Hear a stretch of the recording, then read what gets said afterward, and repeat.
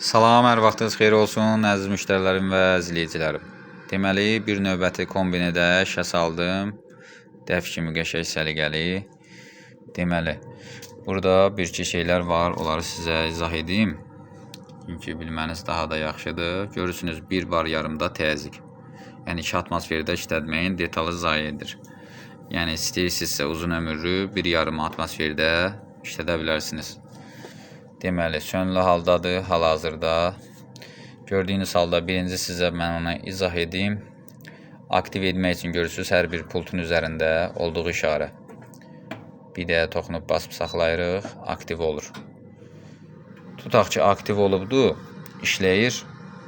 Qazda kəsilmə var, misal üçün belə deyim sizə. Farz edək ki, xət kəsilibdir də, belə deyim. Qazlar kəsilibdir, gəlmir. Bağlayırıq. Kombi keçir xəta koduna. Yəni, təkrardan işə salmaq üçün, yəni, xəta koduna çevriləndə, yəni, narahat olmayın da, yəni, özünüz də həll edə bilin deyə. Ona görə izah edirəm. Yəni, çevirəcək xəta koduna. 3 dəfə zajqalını vurub, 3 dəfə, yəni, sön-yan skırası çevirəcək xəta koduna. Xəta koduna çevirdikdə gördüyünüz pultun üzərində olduğu kimi bu hər bir yerdə olur. Misal, kondisionerin pultunda olur, televizorun pultunda olur və yaxud da başqa bir pultlarda.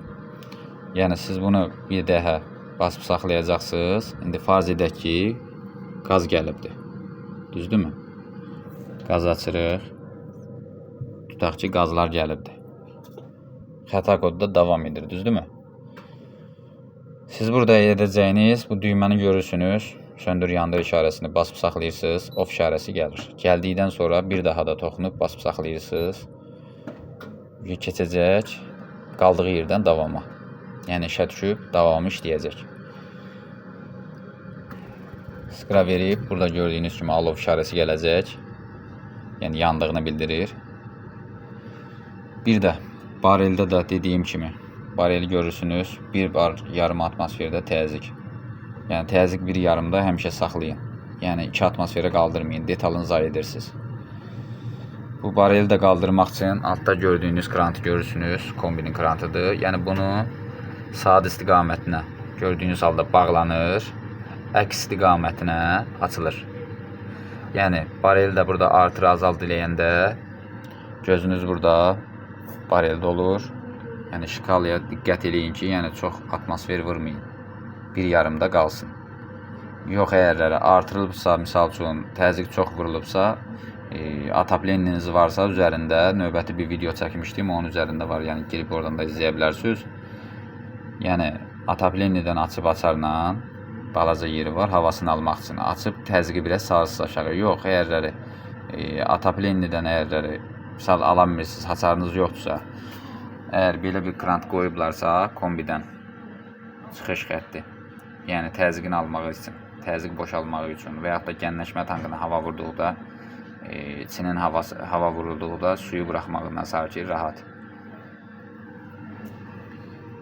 Bir də burada istifadə etdiyiniz ancaq bir dənə söndür, yandır işarəsi olacaq. Gördüyünüz kimi, yəni dərəcəni yuxarı qaldırıb və yaxud da endirmək.